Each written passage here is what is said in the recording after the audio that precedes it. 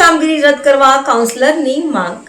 વડોદરા મહાનગરપાલિકા દ્વારા ward number 1માં છાણી જગાતનાકા canal પાસે આવતી ભૂખી કાસને ડાયવર્ટ કરી રીરૂટ કરવાની કામગીરી આરંભી છે। ત્યારે કામને રદ કરવા કોંગ્રેસના સ્થાનિક કાઉન્સિલર જહા દેસાઈ દ્વારા મ્યુનિસિપલ કમિશનરને લેખિત રજૂઆત કરવામાં આવી છે। તેમના દ્વારા આવેદનપત્ર આપી રજૂઆત કરાઈ હતી કે આ 4.5 મીટરની ચેનલ જો બનાવવામાં આવે તો જે વિસ્તારોમાં ચોમાસાના પાણી નથી ભરાતા તેવા વિસ્તારોમાં પણ ઝપેટમાં આવી જશે। TP13ની સમગ્ર સોસાયટીઓ છાણી જગાતનાકેથી નવા યાર્ડ રોડ પર આવેલ નતાશા પાર્ક 1 અને 2, મારુતિ ટાઉનશીપ, પુષ્પક પાર્ક, પ્રભુ પાર્ક, આસોપાલવ, માઇકૃપા, સૂર્યનગર, પાવન પાર્ક જેવી અસંખ્ય સોસાયટીમાં પાણી ભરાશે। જ્યારે વધારે વરસાદ આવશે અને વિશ્વામિત્રીમાંથી પાણી બેંક આવશે ત્યારે આ ચેનલ ઓવરફ્લો થઈને આ તમામ વિસ્તારમાં પાણી ભરાશે, જેથી હજારો નાગરિકોના ઘરમાં પાણી ફરી વળવાની શક્યતા રહેશે। જેથી કામગીરી બાબતે અમારો સ્પષ્ટ વિરોધ છે અને આ કામગીરી રદ થાય તેવી અમારી માંગ છે। સાથે આ કામગીરી રદ કરવામાં નહીં આવે તો ભવિષ્યમાં ઉગ્રમાં ઉગ્ર આંદોલન થશે તેવી ચીમકી પણ ઉચ્ચારી હતી। લગભગ છેલ્લા ઘણા સમયથી ભૂખી કાસના મુદ્દાને લઈ અને અમે વોર્ડ નંબર 1ના કોર્પોરેટરો, વોર્ડ નંબર 1ના નાગરિકો સાથે જે રજૂઆત કરી રહ્યા છે કે જે રીતે 2024માં 2 મહિનામાં 3 વખત વડોદરા શહેરમાં પૂર આવ્યા, વડોદરા શહેરની પરિસ્થિતિ એટલી ભયજનક થઈ।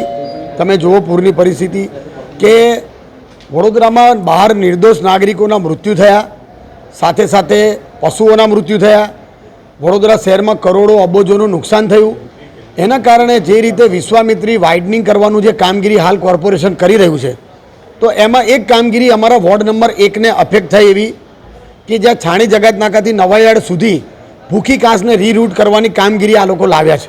તો અમે એ કામગીરીનો એટલે વિરોધ કરીએ છીએ કે ભાઈ છાણી જગાતનાકાથી નવાયાર્ડવાળા રોડ પર જે પાણી ભરાય છે એ પાણી ભૂખી કાસ મારફતે જતું રહે છે। જો તમે નવો ભૂખી કાસનો આખો રીરૂટ કરશો તો અમારા વિસ્તારના TP13 વિસ્તાર છે, છાણી જગાતનાકાની આજુબાજુની સોસાયટીઓ છે, નવાયાર્ડની બાજુના જે વિસ્તારો છે જેવા કે જૂની રામવાડી, નવી રામવાડી, રમણીકલાલની ચાલી, રસુલજીની ચાલી, રોશનનગર, રોશન પાર્ક, અહેમદ રજા નગર, જૂની આશાપુરી, નવી આશાપુરી, અમરનગરની આજુબાજુના વિસ્તારો, TP13ની સોસાયટીઓ, સાથે સાથે ચિસ્તિયાનગરથી લઈ અને Prabhu park, Param park, Pushpak park, Asopalav society, Maikrupa society, Pavan park, Santoknagar, Suryanagar, Natasha residency, Natasha park, Maruti township, આ તમામ સોસાયટીઓના નાગરિકો ખરેખર હેરાન પરેશાન થઈ જશે, પૂરની ચપેટમાં આવી જશે। જો આ રીરૂટની કામગીરી બંધ કરવામાં નહીં આવે તો ભવિષ્યમાં બહુ મોટું આંદોલન થશે, કારણ કે આ રીરૂટની કામગીરી કરવાથી અમારા વિસ્તારના નાગરિકોના ઘરોમાં જે પાણી નથી ભરાતા એ પાણી ભરાશે અને લોકોને કરોડોનું નુકસાન થશે।